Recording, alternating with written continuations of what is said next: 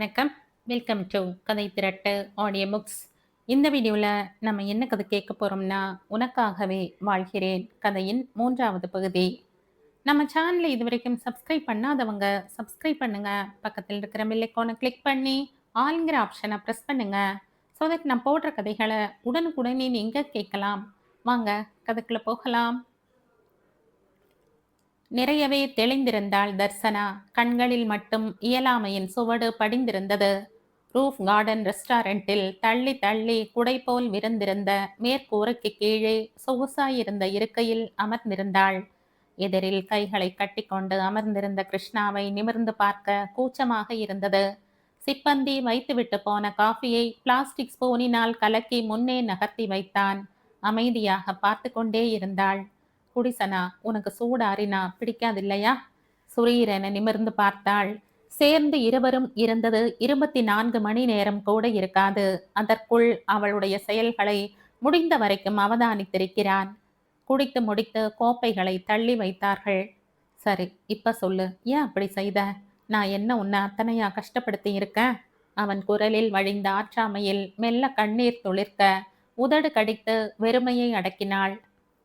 இல்ல, உங்க மேல எந்த கோபமும் இல்ல. அப்பாவால தான் என் வாழ்க்கையே வீணா போயிடுச்சு என்றவள் சட்டென்று தான் பேசியது அவனையும் காயப்படுத்தும் என்ற உதடு கடித்து அடக்க முன்னமே சிதறி இருந்த வார்த்தைகளை வேதனையோடு தான் வாங்கி கொண்டான். இல்ல தர்சனா, நீ உன்னை அழிச்சுக்கிறது இதுக்கெல்லாம் தீர்வாக முடியுமா? கவலைகளும் குழப்பங்களும் காணல் நீர் மாதிரி இருக்கிற மாதிரி தோணற காணல் நீர் மாதிரி இருக்கிற மாதிரி தோணற எதுவுமே நம்மோட நிரந்தரமா இருக்க போறதில்ல. அதுதான் நிஜம். அதுதான் பேர் உண்மை. கண்ணை கசக்கிட்டு பார்த்தா காணல் நீரே இல்லாம போயிடும். உன் தைரியத்தை தட்டி கொடுத்துட்டு பார்த்தா நீ இழந்ததா நினைச்ச எதுவுமே உன்னை விட்டு போகலைன்னு தெரியும். அப்பா மேல இருக்கிற கோபத்தால நீ உன்னையும் உன்னை சேர்ந்த மற்ற எல்லாரையும் தண்டிக்கிறது நியாயமா? என்னையும் சேர்த்து என்று முடித்த போது அந்த குரலில் வழிந்தது காதலா அக்கறையா என்பதை கூட வேறுபடுத்தி பார்க்கும் சாதுரியம் இல்லை அவளுக்கு. சாரி என்றாள் உணர்ந்தவளாக. நீங்க ஊருக்கு போயிருப்பீங்கன்னு நினைச்ச மெல்லிய தயக்கத்துடன் சொன்னவளை புன்னகையுடன் பார்த்து கொண்டே இருந்தான். உன்னை இப்படியே விட்டுட்டு எப்படி போக என்றவன் தன் வலக்கையின் அருகில் இருந்த பழுப்பு நிற கவரை எடுத்து நீட்ட வாங்கி பிரித்தவளின் கண்கள் ஏகத்துக்கும் விரிய அந்த ஆனந்தத்தை ரசித்து கொண்டே அமர்ந்திருந்தான். நான் மேல படிக்க போறேனா என்றாள் குழந்தையாக. வேண்டாமா? தர்சனாவுக்கு பிஜி பண்ண இஷ்டம்தானே? ரொம்ப என்றபோது முகம் தாமரை பூவாக மலர்ந்திருந்தது. நேஷனல் காலேஜ் சேர்மன் என் நண்பர் தான். அவர்கிட்ட உன்னை பத்தியும் உன் ஆர்வம் பத்தியும் சொல்லி இருக்க. ஸ்பெஷல் கோட்டால உனக்கு சீட் கொடுக்கறதா சொல்லி இருக்காரு. இங்கேயே நீ எம்ஃபில்லும் பண்ணலாம், எந்த இடையூறும் இல்ல. துள்ளி குதிக்கலாம் போல இருந்தது சனாவுக்கு. இளம் நிலை படிப்புக்கு முதலில் விண்ணப்பம் செய்தது இங்கேதான். ஆனால் அப்பாவின் பொருளாதார நிலைக்கு இந்த கல்லூரி சற்றல்ல வெகு தூரம் என்பதால் அமைதியாகி விட்டவளுக்கு இந்த செய்தி அத்தனை தித்திப்பாக இருந்தது. ஆனா இங்க நான் வார்த்தைகளை வெட்டி வெட்டி உகுத்தவளுக்கு கண்களில் கண்ணீர் சுரக்க ஆரம்பித்திருக்க தலையசைத்து அவளை ஆற்றுப்படுத்தினான். நாளைக்கு நான் வர்றேன். பிரின்சிபாலை போய் பார்க்கலாம். முதல்ல காலேஜில் சேர்ந்து உன் விருப்பத்துக்கு படி. இப்போ உன்னை பிடிச்சிருக்கிற சிந்தனைகள் எல்லாத்தையும் விட்டு விடுதலையாகு. அப்புறம் எல்லாம் சந்தோஷமா நீ நினைச்ச மாதிரி இருக்கும். சரி, வேற ஏதாவது சாப்பிட்றியா? இயல்பாக கேட்டவனை திணறலாய் பார்த்தாள். வேகமாய் தலையசைத்தாள். 1 வாரமாய் சென்னையில் இருக்கிறான். ஆனாலும் வீட்டுக்கு வரவில்லை. ஹோட்டலில் தங்கிக் கொண்டு சனாவின் முகமும் அகமும் தெளிய காத்திருந்து நினைக்கும் போதே திணறியது சனாவுக்கு. நீங்க ஏன் வீட்டுக்கு வரல? என் மேல ஏதாவது கோபமா? மருவி முகம் முழுக்க ஓடிய கண்களில் அத்தனை தவிப்பிருந்தது. எதுக்கு வரணும் தர்சனா? உன் நிம்மதியை குலைக்கவா? என்னை பார்க்கிற நிமிஷம் எல்லாம் உனக்கு தோத்து போன உன் கனவுகள் தானே ஞாபகம் வரும். நீ தெளிவாகணும், உன் பாதையை நோக்கி நகரணும்னு தான் காத்திருந்தேன். இப்ப நீ ரொம்பவே தேறிட்ட. இனி உன்னை காலேஜில் சேர்த்துட்டா நான் பெங்களூர் கிளம்ப வேண்டியதுதான். குரலில் உணர்வை கண்டுபிடிக்கும் வயசெல்லாம் இன்னும் வந்திருக்கவில்லை சனாவுக்கு. கிருஷ்ணா எழுந்து கொள்ள கோழி குஞ்சு போல அவனை பின்தொடர்ந்து நடந்தாள். அவனின் கம்பீரமும் வாளிப்பும் கண்ணை நிறைத்தது. அதே நேரம் அரை கிழவன் என்ற தன்னுடைய வார்த்தை அவனை எத்தனை காயப்படுத்தி இருக்கும் என்ற குற்ற உணர்வும் பிடித்து ஆட்டாமல் இல்லை.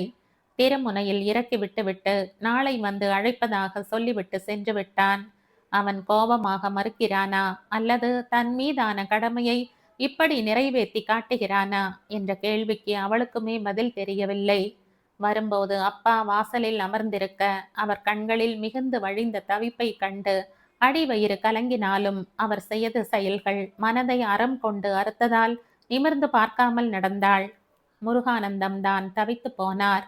தர்சனா, அம்மாடி, அப்பா மேல இன்னும் கோபமாமா? அவர் குரல் முற்றாக உடைந்து உருக்குலைந்திருந்தது. கண்கள் கண்ணீரில் மூழ்கிவிட காத்திருந்தது. பதிலே சொல்லாமல் புறக்கணிக்கும் மகள் அவர் இதயத்தை கொத்தாக பறித்து குருதியில் போட்டாள். என்கிட்ட யாரும் பேச மாட்டீங்களா? எல்லாமே உங்க நல்லதுக்கு தானே செய்தேன். அது கூடவா உங்களுக்கு புரியல? தோ கம்பீரமா கார்ல கொண்டு வந்து இறக்கி விட்டுட்டு போறாரே, அது கூட என் பொய்யால தான் உனக்கு கிடைச்சிருக்கு சனா, மறந்துடாத. தாலி கட்டின பிறகு தாரம் இல்லைன்னா ஆயிட போகுது. ஏறக்குறைய இருந்தாலும் எதிர்காலம் நல்லா இருக்கும்னு தானே செஞ்ச. அவர் கண்ணீர் முழுசாய் வடிந்திருக்க ஒருவித ஆற்றாமை கலந்த கோபம் அவர் முகத்தில் தெரிந்தது. நின்று திரும்பி பார்த்தாள். கார்ல வந்தது மட்டும் உங்க பொய்யால கிடைக்கலப்பா.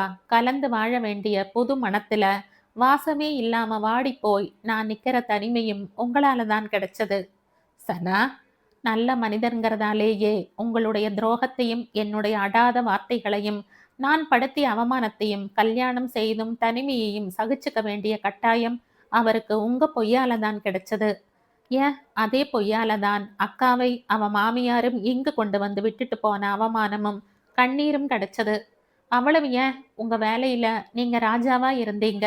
அந்த வேலையும் 20 வருஷ சர்வீஸும் நாணயமும் நன்மதிப்பும் இன்னைக்கு இருந்த இடம் தெரியாம போனதும் உங்க பொய்யால தானப்பா. இன்னுமா அதை நியாயப்படுத்த முயற்சி செய்யறீங்க? உள்ளே வெறுட்டென சென்று விட்ட மகளை பார்த்து கொண்டே இருந்தார். மனசு வலித்தது. சின்னதும் பெரிதுமான தன்னுடைய பொய்கள் நிகழ்கால சுவாரஸ்யம் என்று இருந்த வரைக்கும் அதில் ஒருவித போதை இருந்தது. ஆனால் அந்த போதை கொஞ்சம் கொஞ்சமாய் தலைக்கேறி அதற்கு அடிமைப்பட்டு விபரீதமாக இவர் விளையாட ஆரம்பித்த பிறகுதான் இத்தனை நேரம் ரசித்த நெருப்பு அவர் விரல் நுனியை வேவு பார்த்து விட்டது. அடுத்த நாள் தெருமுனையில் நின்று கொண்டு சனாவுக்கு அழைத்தான். வீட்டுக்கு கூட வர மறுக்கும் அவன் மனதின் உணர்வுகள் மெல்ல மெல்ல வீரியமாய் அவளை தாக்க ஆரம்பித்தது. கல்லூரிக்கு அழைத்து போனவன் மனைவி என்று சொல்லாமலே இடம் வாங்கி தந்திருந்தான். கல்லூரியின் பிரம்மாண்டமும் தான் படிக்க நினைத்த இடம் என்ற நிஜமும் சேர்ந்து தர்சனாவை சந்தோஷத்தில் திக்கு முக்காட வைத்திருந்தது. அவள் கண்களில் மிதந்த ஆனந்தத்தை உள் வாங்கிக் கொண்டே இடைவெளி விட்டு நடந்தான். எனக்கு யூஜிக்கே இங்கே வந்து சேரணும்னு ரொம்ப ஆசை. ஆனால் அப்பாவால் முடியலை. இங்கே நடக்கிற கல்ச்சுரல்ஸ் ரொம்ப பிரபலம். நீங்கள் பெங்களூரில் தானே பிறந்து வளர்ந்தீங்க. அப்புறம் இந்த காலேஜில் சேர்மன் எப்படி உங்களுக்கு ஃப்ரெண்ட்? குழந்தை போல கேட்டுக்கொண்டே ஒட்டி ஒட்டி நடந்தவளை அழகாய் தவிர்த்து விலகி நின்றவன் மென்மையாக சிரித்தான். அதெல்லாம் பெரிய கதை. இன்னொரு நாள் பேசலாம் அது பற்றி. உனக்கு தேவையான திங்ஸ் வாங்கிட்டு வந்துடலாம். ஆஹா, எதுவும் வேண்டாம். இப்போ கல்யாணத்துக்கு வாங்கின பொருட்கள் நிறையவே இருக்கு. கல்யாணம் என்று சொன்னபோது எழுந்த குற்ற உணர்வை அவளாலும் தவிர்க்கத்தான் முடியவில்லை. காரின் பின்சீட்டில் அவளை அமர வைத்து வீட்டை ஒட்டி இறக்கிவிட்டான். எத்தனை வற்புறுத்தி அழைத்த போதும் வீட்டிற்குள் வர மறுத்து விட்டான். இந்த படிப்பு மாற்றம் எல்லாம் உனக்கு ஒரு தன்னம்பிக்கையை வளர்க்கவே செய்த ஏற்பாடுகள் தர்சனா. இதற்கு பிறகும் நீ உன்னை எந்த விதத்திலையும் குறைவா நினைச்சோ தவறா சிந்திச்சோ வேறு விதமான முடிவுக்கு வரவோ கூடாது, சரியா? வேகமாய் தலையசைத்தாள். நான் நாளைக்கு பெங்களூர் கிளம்புறேன். ஏதாவது தேவைன்னா உடனே தகவல் அனுப்பணும். நான் எப்போ? ஏதோ ஆரம்பித்த வார்த்தைகளை கோர்க்க இயலாமல் அப்படியே தவிப்போடு பார்க்க கண்களை மூடி திறந்து அவன் தன்னை அமைதிப்படுத்தினான். இப்பத்தானே சொன்ன, எதையுமே தேவையில்லாம சிந்திக்க வேண்டாம்னு. இந்த கல்யாணம் வென்றதா தோற்றதா, தான் ஏற்படுத்திய காயத்தை அவன் கடந்து வந்தானா மறந்து விட்டானா? விட்டு விட்டு போவதாக சொல்கிறான். எப்போது வந்து கூட்டி போவான்? பிஜிக்கு 2 வருடங்கள் என்றால் நினைக்கும் போதே தலை கிறுகிறுத்தது. எதையும் சிந்திக்க கூடாது என்ற அவனுடைய அன்பான எச்சரிக்கை வந்து பயமுறுத்த வேகமாக தலையசைத்தாள். தானும் அவனை உறவுகளுக்கு முன்னிலையில் அத்தனை காயப்படுத்தி விட்டோம். அந்த காயம் ஆறவாவது கால இடைவெளி தேவை என்ற உண்மையும் அவளுக்கு புரியாமல் இல்லை. வீட்டுக்கு வந்து வெகு நேரம் மட்டுக்கும் உறக்கம் பிடிபடாமல் தவித்தாள். முழு நாளை மறுபடி நினைவுகளாய் மீட்டி பார்த்தபோது தன்னை அருகில் அமர வைத்துக் கொள்வதை கூட அவன் அழகாக தவிர்த்து இருப்பது புரிந்தது. காலம் மெல்ல கரைந்து போக ஆரம்பித்திருந்தது. கல்லூரி காலம் என்பது கையில் இருக்கும் வெண்ணெய் கரைவது போல் செலவழிக்கும் நாட்களை இன்னும் இன்னும் மதிப்பாய் மாற்றுகிற அற்புதமான நாட்கள். வெண்ணெயை விட விலை மதிப்பான நெய்யாய் காலம் தன்னை கடைந்து எடுத்து கொண்டிருந்தது. காயத்துக்கு மருந்தானது கல்லூரி. புதிதான தோழமைகள், புரியாத உணர்வு என்று மெல்ல மெல்ல தன்னைத்தானே செதுக்க ஆரம்பித்திருந்தாள் சனா. திருமணமானதை வெளிப்படுத்த வேண்டாம் என்ற கிருஷ்ணாவின் வார்த்தைகளை தான் அங்கேயும் பின்பற்றி கொண்டிருந்தாள். தாலிச்சரடை கழட்டி வைத்த போது மனது பாரமாகி கண்களில் நீர் திரண்டு போனது. இன்னும் ஈரம் கூட குறையாத அந்த கயிற்றை கழுத்தில் அணிவித்தவன் காட்டிய பேரன்பும் பெரும் காதலும் நினைவுக்கு வர அவன் அணைப்பை அனுபவித்தவள் மனது அதை நாடி ஓடத் தொடங்கியது. விந்தையும் விசித்திரமாயும் இருந்தது அந்த பெயர் தெரியாத உணர்வு. இத்தனை காலம் கட்டி காவந்து செய்த உணர்ச்சிகளை ஒற்றை இரவில் அவன் தகர்த்துவிட்டு போனதாலேயே உடலும் மனமும் சொல் பேச்சு கேட்காமல் தவிப்பது மாய விந்தையாக இருந்தது. பெங்களூர் சென்ற புதிதில் ஒரு நாளைக்கு 2 முறைக்கு அழைத்து பேசினான். அவள் மனதாலும் உடலாலும் உற்சாகமாக உணரத் தொடங்கிவிட்டாள் என்று அறிந்ததும் மெல்ல மெல்ல அழைப்புகளின் எண்ணிக்கையை குறைத்து கொள்ள தொடங்கி இருந்தான். பணி நிமித்தம் என்று தன்னைத்தானே சமாதானம் செய்து கொண்டாள். ஆனாலும் அவனின் கண்களில் முதல் நாளில் வழிந்து பிரவாகித்த காதலையும் பிரேமையையும் மறுபடி தரிசிக்க அவள் மனது தவிக்க ஆரம்பித்து தோற்றுக்கொண்டே இருந்தது. முருகானந்தம் நிறையவே நொந்து போயிருந்தார். புறக்கணிப்பில் இருக்கும் வலி ஒரு பெரும் விருஷத்தின் ஆணி வேரை அசைத்து அசைத்து மண்ணை விட்டு பிடுங்குவது போல் இருந்தது.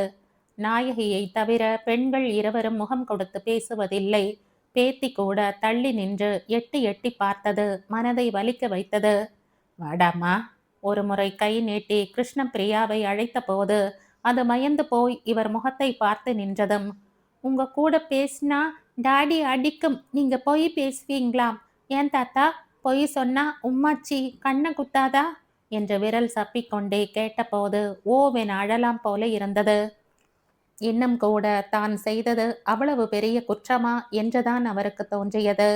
பெரிய திட்டமிடலும் எதிர்பார்ப்பும் இல்லாமல் அந்தந்த நிமிஷத்துக்கோ வாரத்துக்கோ வாழ்ந்துவிட்டு போகிற இயல்பான மனிதர்தான் அவர். ஆனால் அந்த பொய்யின் நீட்சியை அவரை விட அவருடைய குடும்பம்தான் தூக்கி சுமக்கிறது என்ற கசப்பான நிஜம் அவரை சென்று சேராமலே போய்விட்டது. ஒரு முறை திருப்பதி போவதற்காக விடுப்பு எடுக்க பெரிய நாயகி வழிக்கு விழுந்து அடிபட்டு விட்டதாய் சொல்லி மாலில் இருந்து 1 வாரம் விடுப்பு எடுக்க எதிர்பாராமல் குடும்பத்தோடு நலம் விசாரிக்க முதலாளி வந்து நின்றபோது இல்லாத வலியை முகத்தில் காட்ட பெரிய நாயகி நவரச நாயகியாக நடிக்க பட்ட பாடு. சின்னதும் பெரியதுமாய் அவர் சிந்திவிட்டு நகரும் பொய்களை சேகரித்து சேகரித்து மூளையில் பத்திரப்படுத்தி கொண்டு அதை ருஜுப்படுத்த அவர்களும் பொய்யாகி போகும் கதையெல்லாம் அந்த நாளில் கண்டித்திருக்க வேண்டியது. ஆனால் இன்று கையை சுட்டதும் தான் நெருப்புக்கு உயிர் இருக்கிறது என்று புரிகிறது போலும். மாலில் இருந்து ஓரிரு மாதத்தில் மறுபடி அழைப்பு வரும் என்று காத்திருந்து காத்திருந்து ஏமாந்தார். 20 வருடங்களுக்கு மேலாக பழகிய தொழில், கோலோச்சிய ஸ்தாபனம் மனசு வலித்தது. இத்தனை வலுவாய் போய் தாக்கும் என்று அவர் நினைக்கவே இல்லை. நடுத்தர குடும்பம்தான். ஆனாலும் சேமிப்பில் வாழ்க்கையை சிந்தாமல் நடத்தி கொண்டு போகலாம் என்றாலும் எப்படி தொழிலும் இல்லாமல் பேச்சு துணைக்கு கூட ஆள் இல்லாமல் முடங்கி கிடப்பது? 4-5 இடங்களில் வேலை தேடிக்கொண்டு போய் நிற்க, இதுக்கு முன்னாடி வேலை பார்த்த இடத்தில் இருந்து ஏன் வெளியே வந்தீங்க என்ற கேள்விக்கு பதில் சொல்ல முடியாமல் திணறி போய் நின்றார். பொய்யாய் பேசி தித்திக்க தித்திக்க ருசித்தவருக்கு இன்று ஏனோ பொய் பேச நாக்கு புரள மாட்டேன் என்று அழிச்சாட்டியம் செய்தது. அதுவும் போன வேகத்தில் திரும்பி வந்த தர்சனாவின் வாழ்க்கையில் அவர் பொய் விளையாடி ஓய்ந்திருக்க சொன்ன பொய்யில் அவர் நாக்கு பொசுங்கி போனது போல் உணர்ந்தார். அவர் தயக்கமாய் தன் குற்றத்தை ஒப்புக்கொள்ள வேலை இல்லை என்று கை விரித்து அனுப்பி வைத்து விட்டார்கள். இப்போது உண்மை சுட்டது. விலகி இருந்த ஆசிரியர் பணிக்கு பெரிய நாயகி மீண்டும் செல்லத் தொடங்கினார். குடும்பம் எந்த விதத்திலும் சுணங்கவில்லை. முருகானந்தம் தான் சுணங்கி சுண்டிப் போனார். காலையில் எழுந்து கோயிலுக்கு போனால் இரவில் நடை சாத்திய பிறகுதான் வீட்டுக்கு வருவார். யாரும் அவரை பிழையை சொல்லிக் காட்டி குத்தி குதறவில்லை. ஆனால் அவர் மீதான நம்பிக்கையை விலக்கி இருந்தார்கள். அதுதான் அவருக்கு பேரிடியாக இறங்கியிருந்தது. ஒரு குடும்பத்தின் ஒட்டுமொத்த நம்பிக்கையையும் இழந்த பிறகு பரணையில் மதிப்புக்கு மட்டும் ஒதுங்கி கிடக்கும் பழைய பாத்திரம் போல் தன்னை உணர்ந்தார். அன்று கல்லூரி முடித்து திரைப்படத்துக்கு நண்பர்களோடு சென்றிருந்தாள் தர்சனா. 2ஆம் ஆண்டில் அடி எடுத்து வைக்க இன்னும் ஒரு சில நாட்களே இருந்தது. அதையும் விட இன்னும் சில நாட்களே இருந்த தங்களுடைய முதலாம் திருமண நாளை எண்ணிக்கொண்டேதான் இருந்தாள். கொஞ்சம் அழுத்தமாக அவனை காயப்படுத்தி இருக்கிறாள்தான். அவள் தந்தையால் அவனும் ஏமாற்றத்தை உணர்ந்திருக்கிறான் தான். அதற்காக ஒற்றை இரவில் இளைப்பாறிய தேடலை மறந்து போக முடியுமா? அத்தனை ஆதங்கத்தையும் அவன் அணைப்பு சரி செய்யும் என்கிற அற்புதமான நம்பிக்கையை அவளுக்கு தந்ததும் அந்த இரவுதானே. திரைப்படத்தில் தோழிகள் மூழ்கி இருக்க வழக்கம் போல அலைபேசியை எடுத்து வாட்ஸ்அப்பை துழாவி விட்டு ஏமாந்து திரும்பி வந்தாள். ஆரம்ப நாட்களைப் போல இல்லை இப்போது. வெகுவாய் அவனிடமிருந்து அழைப்புகளும் செய்திகளும் குறைந்து போனது. தேர்வுக்கு கூட நேரடியாக கல்லூரிக்கே அழைத்து தெரிந்து கொண்டு அங்கிருந்து பணத்தை கட்டி விடுகிறான். அலைபேசியை மீண்டும் பைக்குள் திணித்துவிட்டு நகம் குறித்தபடி படத்தை பார்க்க ஆரம்பித்தாள். அது ஒரு 2 மனைவிக்காரன் பற்றிய காமெடி படம். கலகலப்பும் கிளுகிழப்புமாக காட்சிகள் விரிந்து கொண்டிருக்க அவளுக்குத்தான் இருப்பு கொள்ளவில்லை. அவள் மனதில் இனம் புரியாத ஏக்கமும் உணர்வும் பொங்கி பிரவாகமானது. திரைப்படத்தில் லயிக்க ஒப்பாமல் கண்களை மூடியே அமர்ந்திருந்தாள். வீடு வந்து சேர்ந்தும் திரைப்படத்தின் தாக்கம் துளி கூட குறையாத மனநிலையிலேயே இருந்தாள்.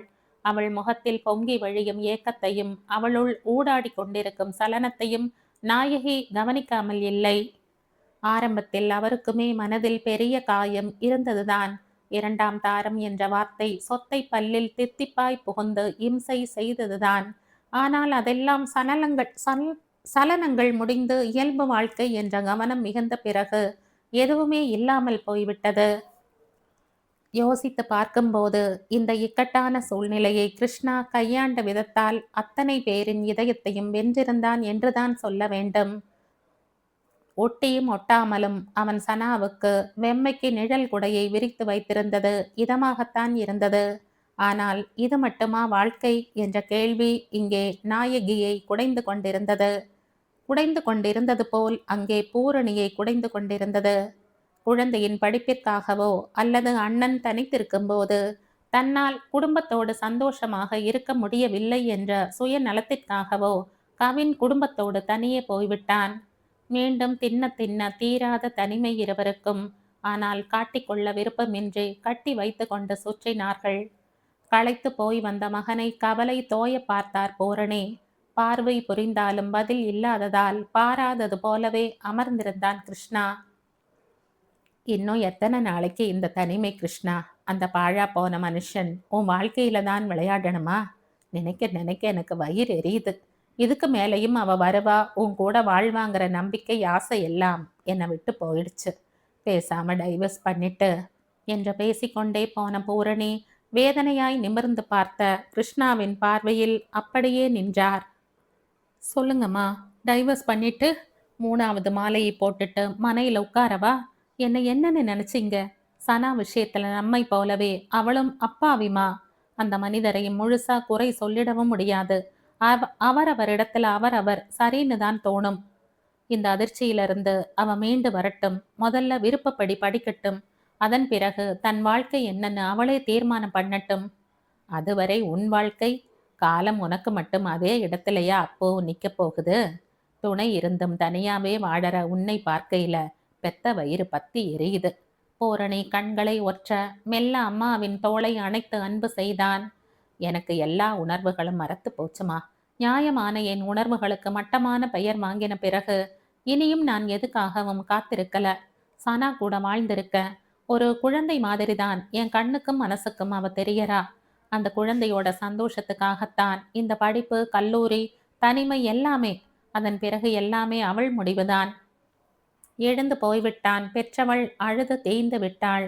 பால்கனியில் வந்து வெகு நேரமாய் நின்று கொண்டிருந்தான். கையில் இருந்த சிகரெட்டை அணைந்து மற்றொன்று முளைத்திருந்தது என்றாலும் அவன் புகைக்கவே இல்லை. கையில் முளைத்திருந்த அந்த கதகதப்பு மனசுக்கு இதமாக இருந்தது என்னவோ நிஜம்தான். மணி 11 கடந்திருக்க வைப்ரேஷனில் குதித்த அலைபேசியை எடுத்து பார்த்தவன் கண்கள் மெல்ல சுருங்கியது. சனா. பெரும்பாலும் அவளாய் அழைத்ததே இல்லை. அதுவும் இந்த நேரத்தில் ஏதும் அவசரமோ? பதறிக்கொண்டு எடுத்தான். தர்சனா, என்னடா இந்த நேரத்துல? அந்த குரலில் வழிந்த கனிவில் வார்த்தைகள் முழுசாய் வற்றி போயிருக்க கண்ணீர் புதிதாய் பெருக்கெடுத்து கொண்டிருந்தது. தர்சனா, என்னாச்சு? மறுமுறை அவன் குரல் ஓங்கி வந்ததில் சுதாரித்தாள். எப்படி இருக்கீங்க என்ற குரலில் முழுசாய் ஈர பளபளப்பு. நல்லா இருக்க. நீ என்ன இந்த நேரத்துல கூப்பிட்டு இருக்க? Are you okay? அவன் தன் நலத்தின் மீது மட்டும்தான் அக்கறையாக இருக்கிறான் என்று புரிந்த போது லேசாக எரிச்சலாக இருந்தது. ஏன் இந்த நேரத்துல உங்களை கூப்பிடக்கூடாதா? நான் உங்க வைஃப் என்றாள் ஹீனமாக. மறுமுனையில் அவன் பெருமூச்சு விடும் சப்தம் கேட்டது. சரி சொல்லு, படிப்பெல்லாம் எப்படி போகுது? நான் அதை பத்தி பேச உங்களை கூப்பிடல என்றாள் வெடுக்கென்று. அப்போ நீயே சொல்லு, நான் கேட்டுக்கிறேன். இன்னும் நீங்க ஏன் தூங்கல என்றாள் குரலில் அத்தனை ஆதங்கம். உன் நினைவுதான், நீதான் என்று ஏதாவது காதல் மொழி பேசுவான் என்று அவள் சின்ன இதயம் ஏங்கியது. ஆனால் அவனோ, கொஞ்சம் வேலை இருந்தது. சரி, நீ ஏன் தூங்கல என்றான். எனக்கு வேலையே இல்லை, அதனால தான் என்றாள் பற்களை கடித்து கொண்டு. நல்லா ஜோக் அடிக்கிற, சொல்லுடா, என்ன வேணும்? என்னை டா போட்டு கூப்பிடாதீங்க, கோபம் கோபமா வருது.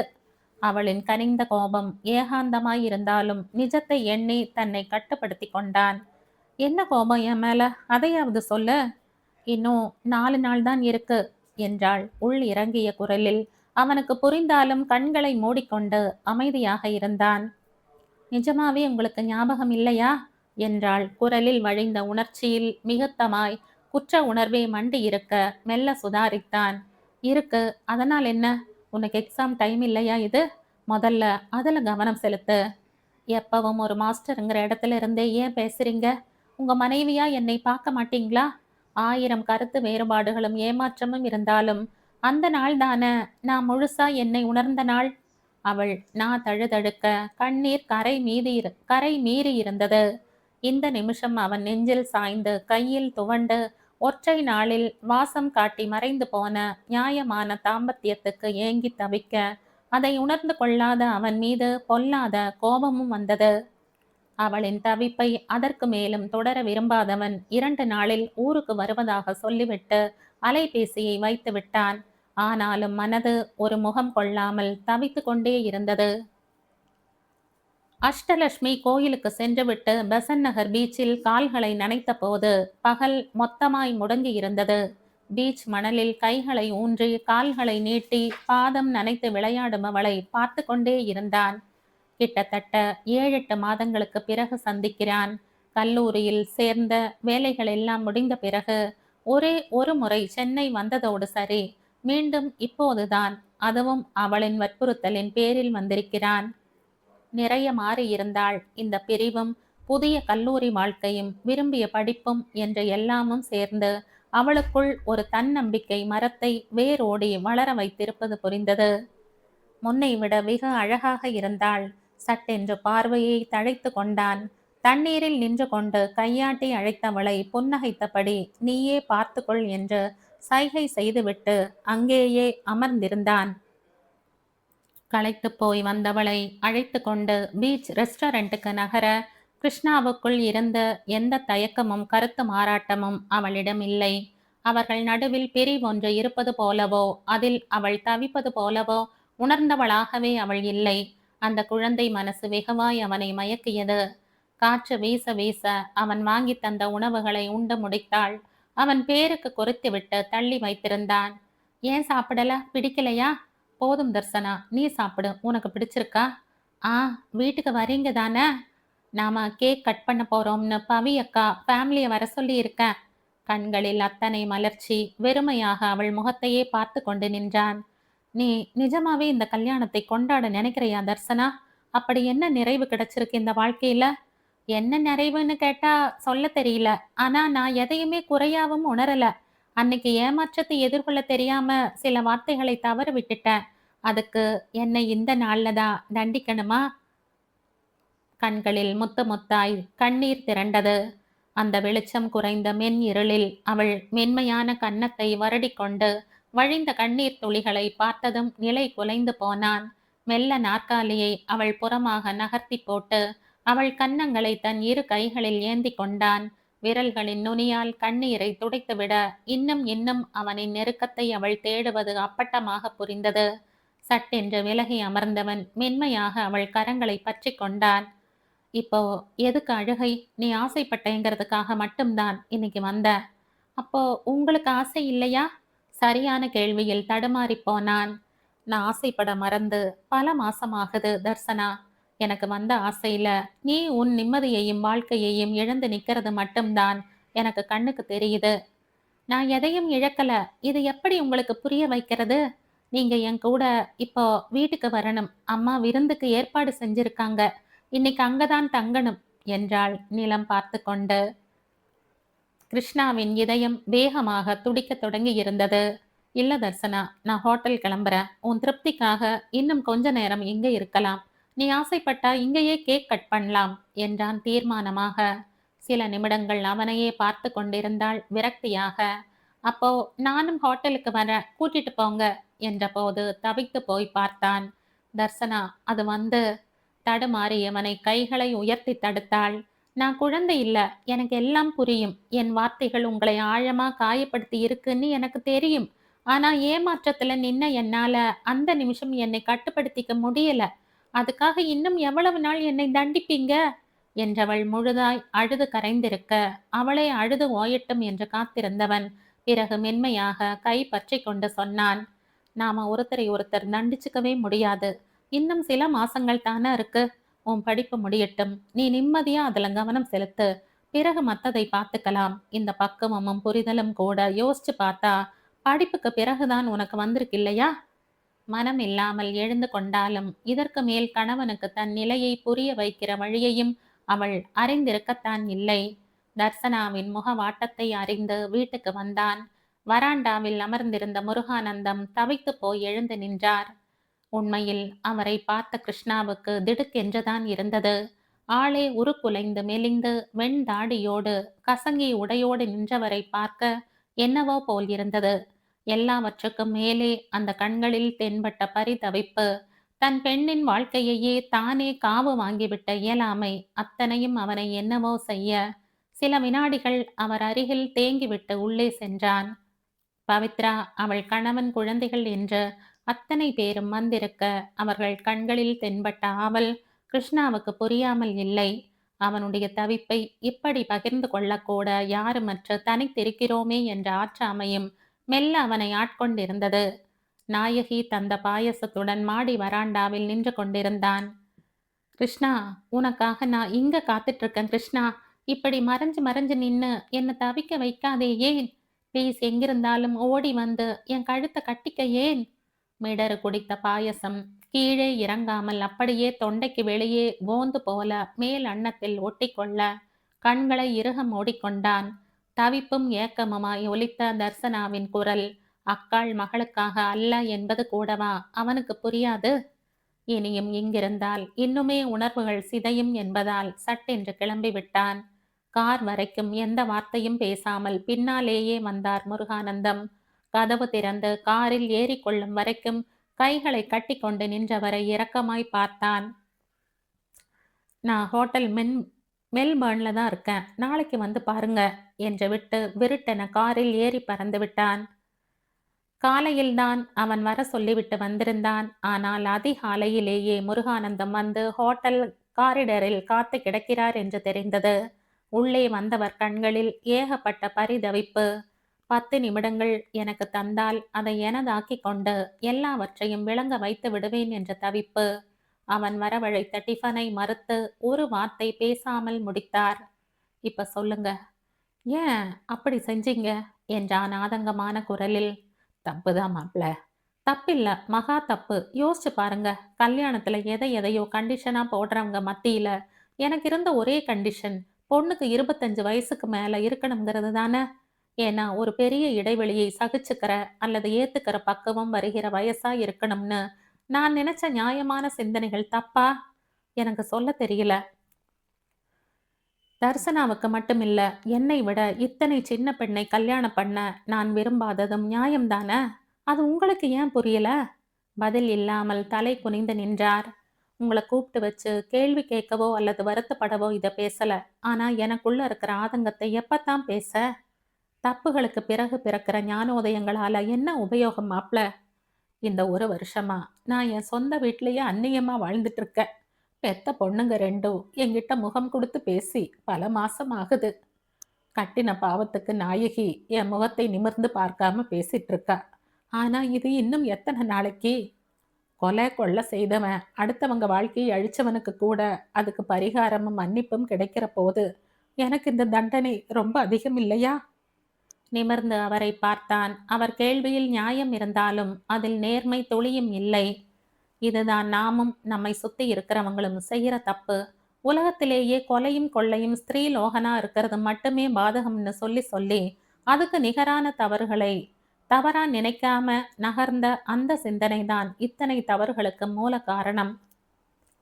நீங்க அதுக்கு மேலான உண்மையை, நேர்மையை, நம்பிக்கையை கொன்னு இருக்கீங்க. அது உங்களுக்கு புரியுதா? உங்க பொண்ணுக்கு நான் தான் சரியா இருப்பேன், அதே மாதிரி ஏன் விருப்பம் என்னன்னு சொன்ன பிறகும் எனக்கு தர்சனா தான் சரியா இருப்பாள்னு நீங்களா எப்படி முடிவு கட்டினீங்க? உங்க ஆசைக்காகவும் விருப்பத்திற்காகவும் உங்க பக்கத்துல நின்னவங்களை கடல்ல தள்ளி விட்டுட்டு நீ திறமைசாலி, எப்படியும் நீந்தி வந்துடுவேன்னு எனக்கு தெரியும்னு யார் மார் தட்டுறது? எனக்கு தெரியும்னு மார் தட்டுறது என்ன மாதிரியான வெற்றி? பேசுற சிறு பொய்கள் எல்லாம் ஒன்னா திரண்டு ஏதாவது ஒரு கட்டத்துல ஏதாவது ஒரு இடத்துல தான் பழி வாங்கும் அங்கிள். அதான் உங்க வாழ்க்கையில இன்னைக்கு நடந்திருக்கு. கல்யாணம்ங்கிறது ஒரு பந்தத்தின் துவக்கம்.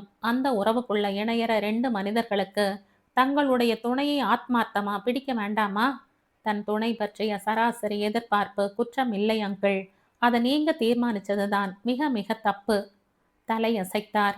உங்களை வேலையில இருந்து நீக்க சொல்லி நான் எந்த சிபாரிசும் செய்யல. ஆனா நீங்க வேலை செய்யற இடத்துல நம்பிக்கையை இழந்த பிறகு அங்க இருக்கிறதும் சரியா வராது. வேற வேலைக்கு நேர்மையா முயற்சி செய்யுங்க. கண்டிப்பா உங்களுடைய தகுதிக்கும் திறமைக்குமான வேலை கிடைக்கும். கிருஷ்ணாவின் வார்த்தைகள் உண்மையிலேயே இதமாகத்தான் இருந்தது. என்ன மனசார மன்னிச்சிடுங்க. தயவு செய்து என் மேல இருக்கிற கோபத்தை சனா வாழ்க்கையில காட்டாதீங்க. கை கூப்பியவரை ஆழ்ந்து பார்த்தான். நிச்சயம் எந்த விதத்திலும் தர்சனாவின் வாழ்க்கை கெட்டு போகாது. அதுவும் என்னால. போதுமா அங்கிள் என்றான் அர்த்த பொதிவுடன். நாட்கள் அழகாக நலிய ஆரம்பித்திருந்தது. மழைக்காலமும் வேநீர்காலமும் வசந்த காலமும் மாறி மாறி பூமியை தாளாட்டி கொண்டிருந்தது. கோபத்தின் வீச்சு மெல்ல மெல்ல கீழிறங்க ஆரம்பித்திருந்தது. தலை கீழாய் கவிழ்த்த மணல் கடிகாரம் போல. தப்புதான், ஆனால் அதை முழுக்க முழுக்க அவரதுன்னு சொல்லி நீங்க 3 பேரும் விலகிட முடியாது.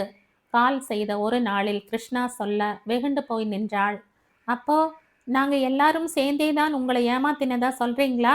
அதற்குள் அழுக ஆயத்தமானவளை அவனின் கண்டிப்பு குரல் கட்டி நிறுத்த வேகமாக சுதாரித்தாள். நான் சொல்றது உனக்கு புரியுதான்னு பாரு. இந்த பிரச்சனையில நேரடியா நீங்க பாதிக்கப்பட்ட போதுதான் இந்த கோபமும் ஆக்ரோஷமும் புறக்கணிப்பும் வருதில்லையா? இதே கோபத்தை முன்னாடி காட்டி இருக்கணும். அவர் சின்னதும் பெருசுமா பொய் சொல்லி அதனால நீங்க அசௌகரியப்பட்ட போதும் அல்லது சங்கடப்பட்ட போதும் அந்த பொய்களால மற்றவங்க பாதிக்கப்பட்ட போதும் அதை தடுத்து நிறுத்தி இருக்கணும். இந்த கோபத்தையும் இந்த புறக்கணிப்பையும் அவருக்கு காட்டி இருக்கணும். இதை நீங்க யாருமே அன்னைக்கு செய்யல. ஏன்னா அதனால நேரடியா நீங்க எந்த பாதிப்பையும் அடையல. அதுதான் காரணம். அவன் வார்த்தையில் இருந்த கூர்மையில் அவள் வாய் அடைத்து நின்றாள். நியாயம்தான. பாதிப்பு வந்த பிறகு காட்டுகிற கோபத்தை உண்மையை பேச வைக்க காட்டி இருக்க வேண்டாமா? என்ன சத்தத்தையே காணோம், அழுகையாக்கும் என்று கேட்டு பெரிதாக சிரித்தான். தன்னை அவன் இனம் கண்டு கொண்டதில் சின்னதாய் அசடோடு சேர்த்து கோபமும் வர அமைதியாக நின்றாள். மெல்ல மெல்ல அவர்கிட்ட பேசு தர்சனா. ரொம்ப குற்ற உணர்வுல இருக்காரு. பாவம், எல்லாம் கடந்து போயிடும், இந்த கோபம் உட்பட. சொல்லி சொல்லி அவள் மனதை கனிய வைத்தான். கரைந்த காலத்தில் காழ்ப்புணர்வும் காணாமல் கரைந்திருந்தது. பெருங்களத்தூரில் இருந்த லெதர் ஃபேக்டரி இன்சார்ஜர் வேலை முருகானந்தத்துக்கு கிடைத்தது. பாதி பலம் திரும்பி வந்தது போல் தெம்பாக உணர்ந்தார். வேலை கிடைத்ததும் முதலில் கிருஷ்ணாவை அழைத்துத்தான் தகவல் சொன்னார். நிஜமாகவே சந்தோஷமாக இருந்தது அவரின் செயல். ஒவ்வொரு முறை அழைக்கும் போதும் ஒரு தகப்பனா எப்போது சனாவை அழைத்து போவீர்கள் என்று கேட்க மட்டும் அவர் தவறுவதில்லை. வழக்கமான சிரிப்பை மட்டுமே பரிசாக தருவான். அதற்கு என்ன பொருள் என்று அவருக்கும் புரியத்தான் இல்லை. ஆனால் அவன் பொறுப்பின் மீதும் பூரணி அம்மா அவனை வளர்த்திருந்த வளர்ப்பின் மீதும் அபாரமான நம்பிக்கை இருந்தது. திருமண நாளுக்கு அவன் வந்து போன பிறகு ஏனோ தர்சனா அவனுடனான அலைபேசி நெருக்கத்தை வெகுவாய் அதிகரித்திருந்தாள். அடிக்கடி சீண்டலும் சிணுங்கலுமாய் நின்ற அவளின் குரலை கேட்கும்போது உள்ளுக்குள் ஏதோ உடைவது போல் இருக்கும் கிருஷ்ணாவுக்கு. ஆனாலும் தன்னை சரியான இடத்தில் நிறுத்தி கொள்வான் அவன். ஒரு வார்த்தை மிகையாகவோ ஒரு வார்த்தை மனைவி என்ற உரிமையாகவோ வந்து விழுந்து விடாது. அந்த விலகலுக்கான காரணம்தான் இதுவரைக்கும் அவளுக்கு புரியவில்லை. முதலில் இருந்த தயக்கத்தை விசிறிவிட்டு பூரணிக்கும் அடிக்கடி அழைத்து பேசிக்கொண்டுதான் இருந்தாள். நுனி நாக்கு வரைக்கும் வந்து வந்து புரண்ட நீ எப்ப சனா வரப்போற என்ற கேள்வியை கிருஷ்ணாவின் கோபத்துக்கு பயந்தே பூரணி அம்மாளும் கேட்காமல் அமைதியாகி விட்டாலும் ஆசைகள் எல்லாம் நிராசையாகி விடுமோ என்ற பெரும் கவலையும் அவரை பீடித்து கொண்டேதான் இருந்தது. பிஜியின் இறுதி நாட்கள் நெருங்கிக் கொண்டிருந்த நிமிஷம் ஃபேர்வெல் முடித்துவிட்டு போட்டோக்களை மறக்காமல் கிருஷ்ணாவுக்கு அனுப்பி வைத்தாள். மெஜந்தா வண்ண கார்டன் காட்டனில் தேவதைகளுக்கு சவால் விட்டு கொண்டிருந்தவளை சின்ன பெருமூச்சுடன் பார்த்தான். அவன் விரும்பினாலும் விரும்பாவிட்டாலும் அவன் விலகலை உணர்ந்து அவனுடைய அன்றாடத்தில் தன்னையும் வலுக்கட்டாயமாக இணைத்து கொள்ளும் அவளுடைய சாதுரியத்தின் மீது சின்ன சிரிப்பு வந்தாலும் இந்த முடிவை அவன் 2 வருடங்களுக்கு முன்னே எடுத்ததுதான். இடைவெளிகள் காயத்தை வேண்டுமானால் ஆற்றும், ஆனால் தழும்பை அப்படியேதான் வைத்திருக்கும். இந்த வாழ்க்கையை சரி தவறென்று கனம் தூக்கி அலசி பார்த்து சகித்து கொள்கிற நிலையை வேண்டுமானால் காலம் உண்டாக்கி இருக்குமே தவிர நேற்று அவளுக்கு குறையாய் தெரிந்த எதுவும் இன்று நிறையாக இருக்க சாத்தியமே இல்லை. என்னை எப்ப வந்து அழைச்சிக்கிட்டு போக போறீங்க? 100வது முறையாக கேட்டுவிட்டாள். ஏன் தர்சனா, எம்ஃபில் படிக்க ஆசைப்படுறதா சொன்னியே, முடிச்சா அதே காலேஜ்லயே உனக்கு லெக்சரர் வேலை கிடைக்குமே என்றான் தயக்கமாக. நான் வேலைக்கு போறதா எப்ப சொன்னேன்? அப்படியே போறதா இருந்தாலும் பெங்களூர் வந்துட்டு அதை பத்தி யோசிக்கிறேன் என்றாள் வெடுக்கென. இதற்கு மேலும் அவளை கட்டி வைக்க முடியாது என்று உணர்ந்தே இருந்தான். காலத்தை காரணம் சொல்லி பேழைக்குள் உட்கார வைத்து ஓலை கட்ட முடியாது. 2 நாளில் வருவதாய் சொல்லி இணைப்பை துண்டித்தான். வக்கீல் அமலேஸ்வரிக்கு அழைத்தான். இறுகி போன இதயத்தோடு. குட்டி கிடந்த மல்லிகை மொக்குகளை நெருக்கி சரம் தொடுத்து தலையில் சூடி இன்னொரு முறை அழகு பார்த்து கொண்டாள் தர்சனா. 2 முழு வருடங்களாக இருக்கிறது இந்த போராட்டம் முடிய. அத்தனை குறைகளில் இருந்த முருகானந்தம் தன்னை மீட்டெடுத்திருந்தார். புது வேலை, புது உலகம், பொய்யில்லாத நாவு, புரட்டாத சிந்தனை என்பது அவருக்கு சீராக உணர வைத்திருந்தது. குடும்பத்தில் அவர் மீதிருந்த கசப்பு தொண்டையை விட்டு கீழ் இறங்கி இருந்தது. தோ இன்று கிருஷ்ணாவும் வரப்போகிறான், எல்லாம் சரியாகும் என்ற சிந்தனையே இனிப்பாக இருந்தது. காலையில் இருந்து 100 மெசேஜ் அனுப்பி ஓய்ந்திருந்தாள். கிளம்பியாச்சா? எந்த இடத்துல இருக்கீங்க? என்ன கலர் ட்ரெஸ்? எனக்கு என்ன கொண்டு வர போறீங்க? பேக்கிங் எல்லாம் ஆயாச்சா? அத்தை, தீபாக்கா எல்லாம் கூட வராங்களா? அந்த சின்ன இதயத்தில்தான் எத்தனை எத்தனை எதிர்பார்ப்பு. எதற்குமே பதில் சொல்லாமல் வந்து இறங்கியவனை பார்க்க கோபம் வந்தாலும் மெல்லிய அதிர்வோடு அவனை அழைத்து கொண்டு உள்ளே சென்றாள்.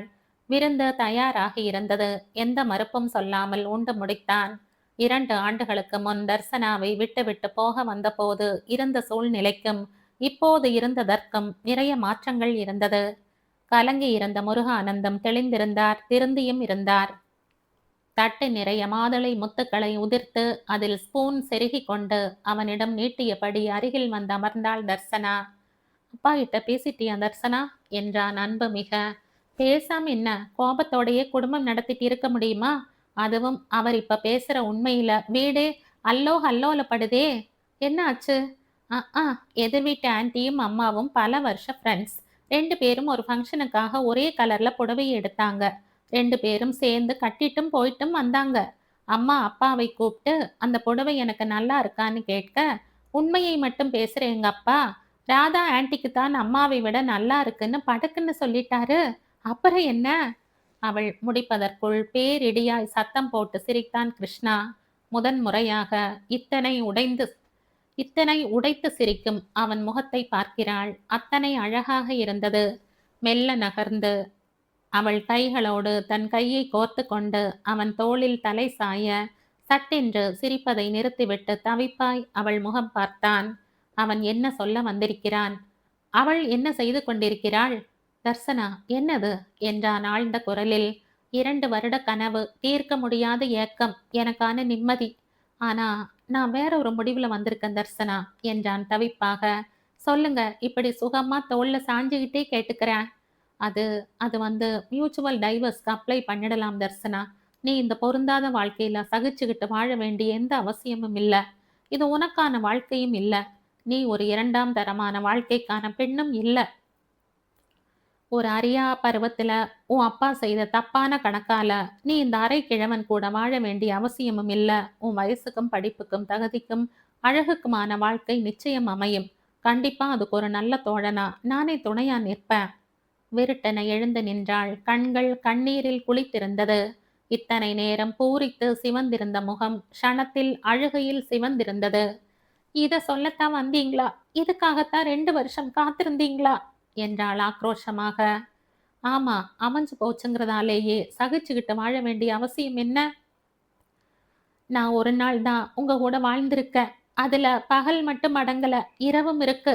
நம்மை ஒருவருக்குள் ஒருவரை பூட்டிய உறவும் இருக்கு. மாங்கல்யம் கட்டி குங்குமத்தை என் நெத்தியில வச்ச போதே என் சகலத்துக்கும் நீங்க தான் நம்பித்தானே வந்திருக்க.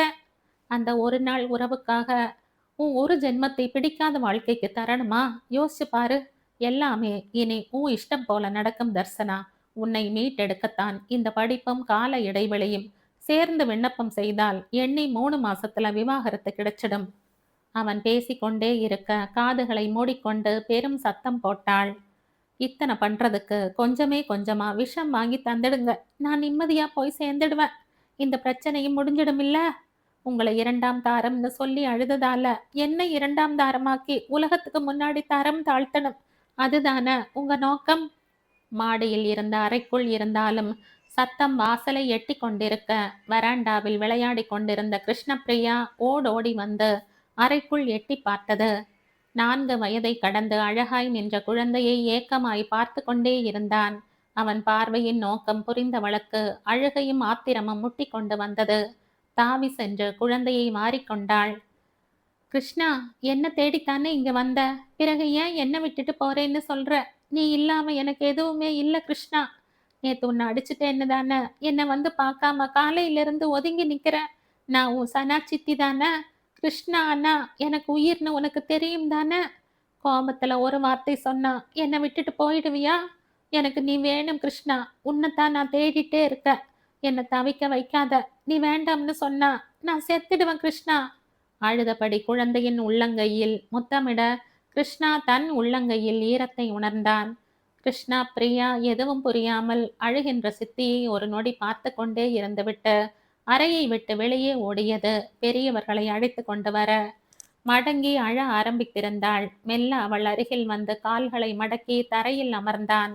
அவள் தலையை இதமாக தடவி விட்டான். 2 வருட இடைவெளிக்கு பிறகும் நீ இன்னும் மாறல தர்சனா. உன்னை விட கிட்டத்தட்ட 9 வயது பெரியவன். உன்கிட்ட ஒரு தகப்பனுக்கான நேசத்தையும் அக்கறையையும் தான் காட்டினேன். உன் அப்பா அறிய தவறிய உன் உள்ள கிடக்கைகளை நான் பூர்த்தி செய்து வைக்கத்தான் உன்னை தயார்படுத்தினேன். எனக்கு நெருக்கமான வயசில் நான் பெண் கேட்டதே என் மரணத்துக்கு பிறகு அந்த பெண் சிரமப்படக்கூடாதுன்னு தான் என்றவனை அழுகையை நிறுத்திவிட்டு முறைத்து பார்த்தாள். அப்போ உங்க முதல் மனைவி உங்களை விட சின்னவங்க தானே? அவங்க ஏன் உங்களை முந்திக்கிட்டு செத்து போனாங்க? மரணத்துக்கும் வயசுக்கும் என்ன சம்பந்தம் இருக்காம்? கேவலோடு கேட்டவனை திணறலாக பார்த்தான். விவாதம் பண்ண வரல தர்சனா. உனக்கு விடுதலை தர வந்திருக்க. என்னுடைய வார்த்தைகள் உனக்கு புரியும்னு நான் நம்புறேன்.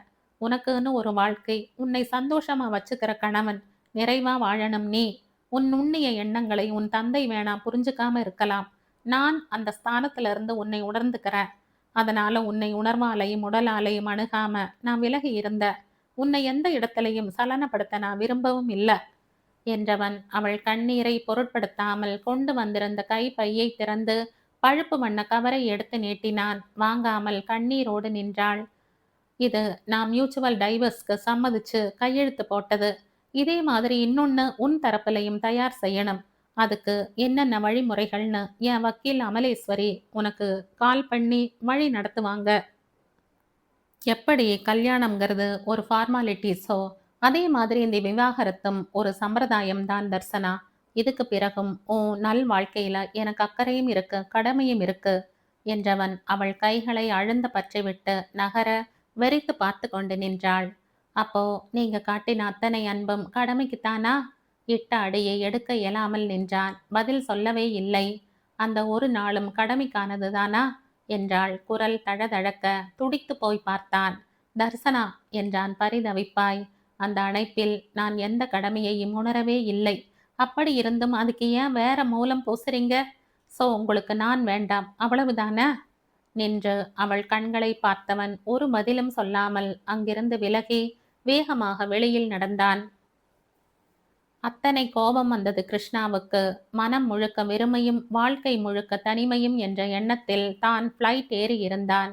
இத்தனை நாள் சொல்ல தயங்கிய விஷயங்களை சொல்லி முடித்த போது ஆஸ்வாசத்துக்கு பதில் சுவாசமே நின்றிருந்தது. ஓரங்க நாடகம் போல் தனக்குள்ளே ஒத்திகை பார்த்து கொண்ட பிறகுதான் பேசினான். ஆனாலும் அவள் கண்ணீர் அவன் இதயத்தை கரைத்திருந்தது. அங்கே தங்கினால் அந்த அழுகைக்கு விலையாகி போவோம் என்றுதான் ரூமை காலி செய்து கொண்டு உடனே ஃப்ளைட் ஏறி இருந்தான்.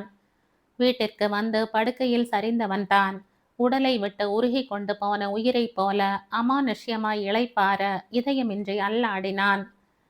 பசியும் களைப்பும் ஒரு சேர கவ்வ இரவு வெகு நேரத்திற்கு பிறகு உறக்கம் துரத்தி பிடித்திருக்க அந்த இரவு கனவும் இல்லை, வேறு நினைவும் இல்லை. காலையில் கலங்க வைத்து எழுப்பிவிட்டதே அலைபேசி அலறல்தான்.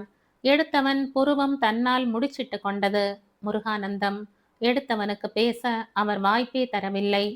மாப்ள, என்ன சொல்லிட்டு போனீங்க? நீங்க போனதிலிருந்து அழுகை நிற்கவும் இல்லை, யார்கிட்டையும் பேசவும் இல்லை. சரி, 2 பேருக்குள்ளேயும் ஏதோ பிரச்சனை, நாம தலையிடாம இருந்தாலே அது தன்னால சரியாகும்னு நாங்க அமைதியா இருந்துட்டோம். காலையில எழுந்து பார்த்தா சனாவை காணல. அவ போனை கூட எடுத்துட்டு போகாம போயிருக்கா. அவர் இறக்கிய இடியில் தலையில் வெடி வெடித்தது. துள்ளி குதித்து எழுந்து நின்றான். என்ன அங்கிள் இது? வீட்டுல இருக்கிற பொண்ணு எங்க போனான்னு கூட தெரியாத அளவுக்கு உங்களுக்கு பொறுப்பில்ல, அப்படித்தானே? அவன் சீறி முடிக்க அங்கே முருகானந்தம் அரண்டிருந்தார். அலைபேசியை வைத்த வேகத்தில் பாத்ரூமிற்குள் சென்றவன் அரை நொடியில் தயாராகி கீழே வந்தான். கேள்வியாய் கேட்டு துளைத்த பூரணிக்கு எந்த பதிலும் சொல்லாமல் ஏர்போர்ட் நோக்கி ஓடினான். சென்னையின் நீள அகலம் அத்தனையும் இந்த ஒற்றை நாளில் அத்துப்படியாகி இருந்தது. அநியாயத்துக்கு ஒரே நாளில் நிறைய காதலையும் கோபத்தையும் இவனிடம் இருந்து வாங்கியிருந்தாள் தர்சனா. பெங்களூரில் இருந்த பெரும் புள்ளிகளிடமிருந்து அழைப்பு பாய்ந்தது. உள்ளூர் காவல்துறைக்கு. கல்லூரி நண்பர்கள் வீடு, கடைசிக்கு கடற்கரையை கூட தேடி துளைத்திருந்தார்கள்.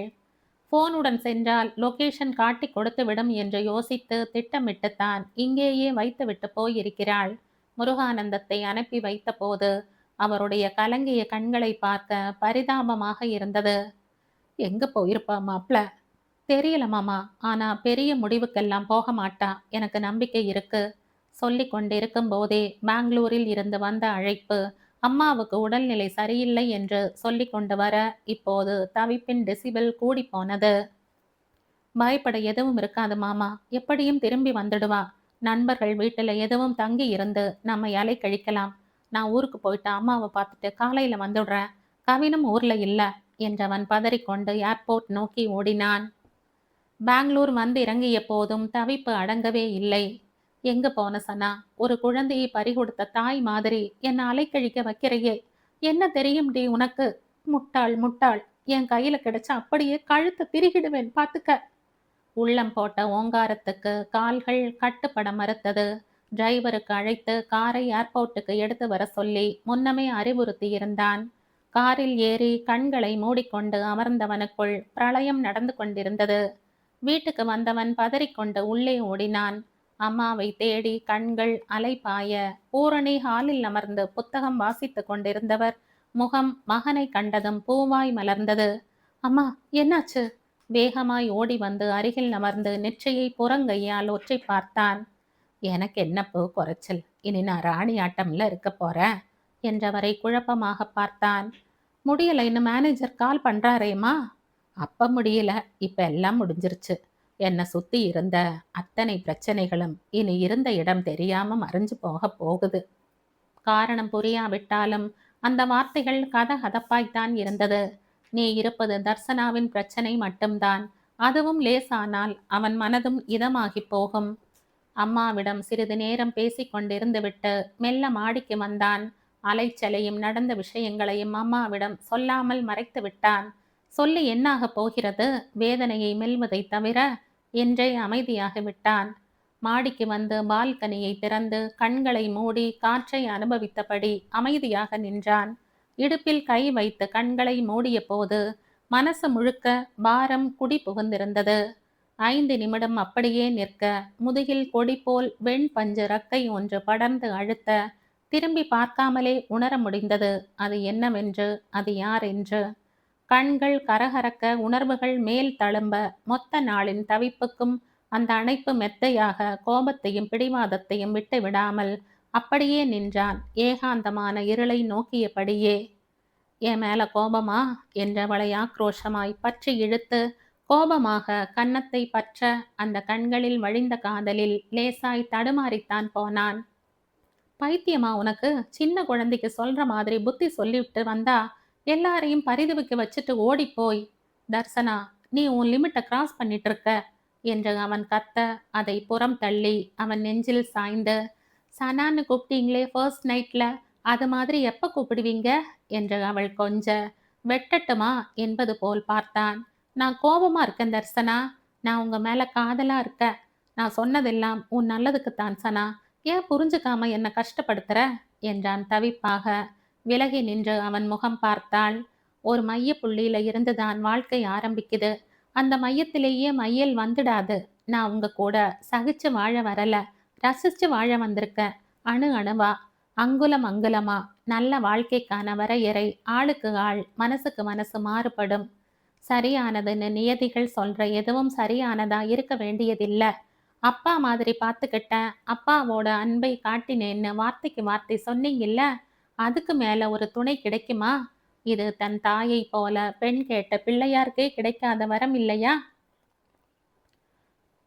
நான் கோபத்திலையும் குழப்பத்திலையும் பேசிய வார்த்தைகள் அந்த நிமிஷமே சருகா உதிர்ந்து கருகியும் போச்சு. இனியும் அதை தூக்கி வச்சுட்டு கொண்டாடிட்டே இருக்க வேண்டியதில்லை. அவன் மார்பில் உரிமையாய் படர்ந்தவளை விலக்க வழியற்று அமைதியாக நின்றான். இது சரியான முடிவில்ல சனா. 2 வருஷத்துக்கு முன்னமே நான் அரைக்கிழவன், இப்போ இன்னும் என்று ஆரம்பித்தவன் வாயை வலக்கையால் மூடியவள் காதலும் அன்பும் குறும்பும் மிக பார்த்தாள். அதை சொன்னதும் நான் தான், அது இல்லைன்னு நிரூபிக்க போறதும் நான் தான் மிஸ்டர் புருஷன். புருஷன் பெண்டாட்டிக்கு நடுவுல வார்த்தைகளுக்கு மரியாதையே இருக்காது. எங்க அம்மா அப்பாவை வார்த்தைக்கு வார்த்தை பைத்தியம்னு சொல்வாங்க. எங்க அப்பாவுக்கு கோபம் வந்தா அம்மாவை ராட்சசி, மனுஷன் உன் கூட குடும்பம் நடத்துவானான்னு தான் கொந்தளிப்பார். ஆனா 2 பேரும் ஒருத்தர் இல்லாம ஒருத்தர் அரை நாள் கூட இருக்க மாட்டாங்க. அந்த டைவர்ஸ் பேப்பர் ஆரம்பித்தவனை முறைத்து பார்த்துவிட்டு கை பையில் இருந்து சுக்கலாய் கிழித்த காகிதத்தை எடுத்து வாயில் ஊதி பறக்க விட்டாள். அயர்ச்சியாய் பார்த்தான். நீ இங்க வந்ததாவது உங்க வீட்டுல தெரியுமா? என்னையும் அவங்களையும் எத்தனை அலைக்கழிச்சிருக்கு தெரியுமா? தெரியாது. உங்களுக்கு அக்கறைன்னா நீங்களே கால் பண்ணி சொல்லிக்கங்க என்றவள் கட்டிலில் சாய்ந்து கொள்ள முறைத்தபடி தன் அலைபேசியை எடுத்து முருகானந்தத்துக்கு அழைத்து விஷயத்தை சொல்லி அவர்கள் மூச்சை சீராக்கினான்.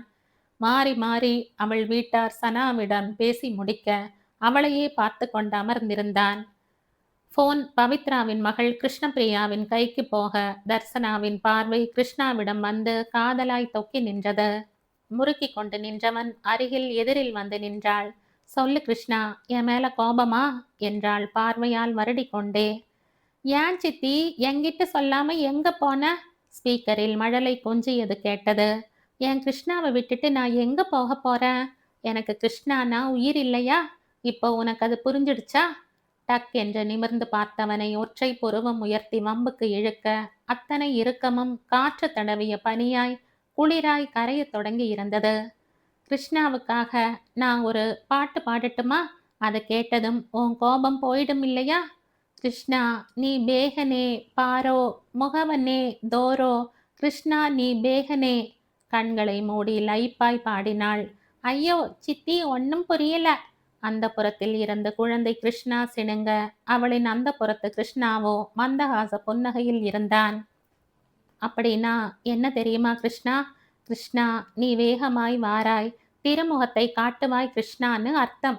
கண்கள் முழுக்க காதல் ததும்ப, கவனம் முழுக்க அவள் கணவனின் முகத்தில் குவித்து சொல்ல, கிருஷ்ணா ததும்பி போய் நின்றான். ஐ ஜாலி சித்தி, நாங்க எல்லாம் நாளைக்கு உங்க வீட்டுக்கு வரப்போறோம், தாத்தா சொன்னாங்க. கிருஷ்ணா குதித்து கொண்டே சொல்ல, புன்முறுவலோடு நின்றவள், முதலா சித்தி வீட்டுக்கு வரப்போறீங்களா எல்லாரும்? வரும்போது என் மொபைலை எடுத்துட்டு வாங்க மறக்காம. சட்டமாய் பேசிவிட்டு மொபைலை திருப்பி தந்துவிட்டு திரும்பி நடந்தவளை தாவி பிடித்து தன்னோடு சேர்த்தான். அப்போ இனி முடிவெல்லாம் மேடம் தான் எடுப்பாங்க என் வாழ்க்கையில, அப்படித்தானே என்றான் ஆசையாய் அவள் கன்னங்களை வருடி. பின்ன யாராம்? கிருஷ்ணா நீ பேகனே, பாரோ முகவனே தோரோ, கிருஷ்ணா நீ பேகனே என்றாள் அவன் மார்பில் தலை புதைத்து. மெல்ல அவளை இறுக்கிக் கொண்டே கண்களை மூடி லயித்து போய் நின்றான். ஏதோ நிறைவு, ஏதோ நிம்மதி. தனக்குள்ளே இருக்கும் இந்த காதலை தன்னை விட அவள் எப்படி உணர்ந்தாள் என்பதுதான் இன்னும் அவனுக்கு புரியவே இல்லை. சனா, உன்னை என்னால இழக்கவே முடியாதுன்னு உனக்கு என்னை விட சரியா எப்படி தெரிஞ்சது என்றவனை கேலியாக பார்த்தாள். ஆஹா, அதுக்கு பெரிய ஆராய்ச்சி படிப்பா படிக்கணும்? தற்கொலையும் டைவர்ஸும் க்ஷண நேர முடிவு. அதை தள்ளி போட்டா அந்த முடிவு மேல தனக்கே உடன்பாடு இல்லைன்னு அர்த்தம். என்னை கைவிடணுங்கிற முடிவை நீங்க மனப்பூர்வமாய் எடுத்திருந்தா 2 வருட படிப்பு வரைக்கும் தள்ளி போட வேண்டிய அவசியம் என்ன? அதுக்கப்புறமும் சார்க்கு தவிப்பா இருந்ததால தான் எம்ஃபில் லெக்சரர் வேலைன்னு கால நீட்டிப்பு செய்தது. என்னை இழக்கிற முடிவை எடுக்க முடியாததால தானே? இதற்கு மேல் புரிதல் எங்கு இருக்கிறது? யாருக்கு இருக்கிறது? உணர்வுகளோடு அவள் உள்ளங்கையில் தன் முகம் புதைத்து சரணடைந்தான். முடிவுகள் இதமாக இருக்கும்போது அது முடிவல்ல, ஆரம்பம். இங்கும் ஒரு பிரிவு முடிந்து உறவு ஆரம்பமாக இருந்தது. இதோடு இந்த கதை முடியுது. இந்த கதை உங்களுக்கு பிடிச்சிருந்தா லைக் பண்ணுங்க, ஷேர் பண்ணுங்க, சப்ஸ்கிரைப் பண்ணுங்க. மற்றும் ஒரு இன்ட்ரெஸ்டிங்கான கதையோட அடுத்த வீடியோல சந்திப்போம். பாய். தேங்க்யூ.